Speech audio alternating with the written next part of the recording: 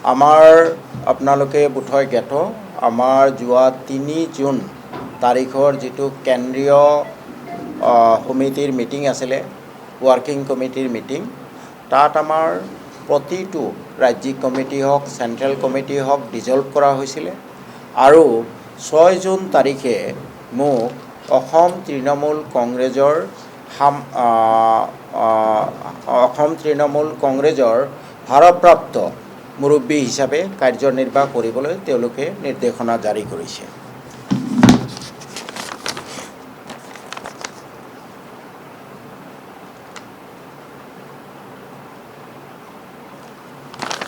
আৰু এই নিৰ্দেশনা অনুসৰি আজি আমাৰ প্ৰথম ৰাজ্যিক কমিটিটো নাই, ৰাজ্যৰ যিখিনি আমাৰ নেতৃস্থানীয় কৰ্মকৰ্তা আছিলে তেখেতসকলক লৈ আমি আজি সভা অনুষ্ঠিত কৰিলোঁ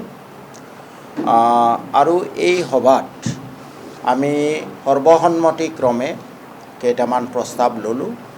প্ৰথম প্ৰস্তাৱটো হ'ল যে আমাৰ অসম তৃণমূল কংগ্ৰেছ আমি মমতা দিদিৰ লগত আছোঁ, তেখেতৰ হাত আমি শক্তিশালী কৰিবলৈ অনাগত দিনত সকলোৱে যুদ্ধংদেহী গতিৰে আমি চেষ্টা কৰিম।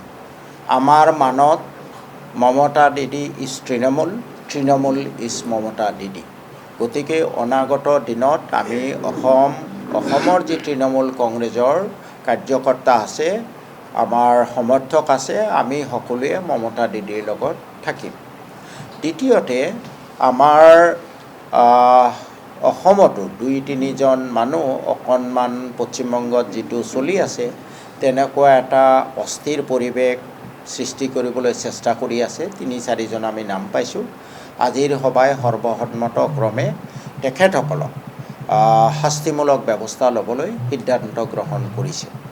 অনাগত দিনত আমি ভাবোঁ অসমত তৃণমূলৰ ভৱিষ্যত অতি উজ্জ্বল আৰু উজ্জ্বলতৰ কৰিবলৈ আমি প্ৰতিজন নেতা কৰ্মীয়ে দেহে কেহে অহা সময়সমূহত কষ্ট কৰিম আৰু আমি ভাবোঁ ২০২৯ৰ সংসদীয় নিৰ্বাচন আৰু ২০৩১ৰ বিধানসভা নিৰ্বাচনত আমি যথেষ্ট ভাল ফলাফল দেখুৱাব পাৰিম যদি আমি কষ্ট কৰোঁ।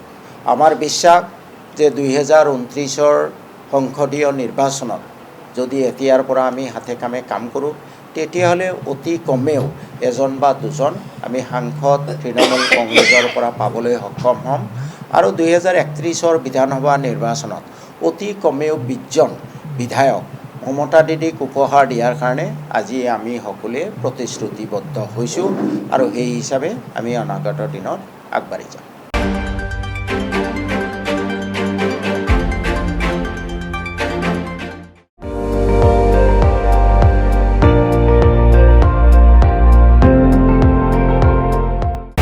আপুনি চাই আছে ND24, সৰ্বশ্ৰেষ্ঠ নহয় সৰ্বোত্তমৰ দৌৰ।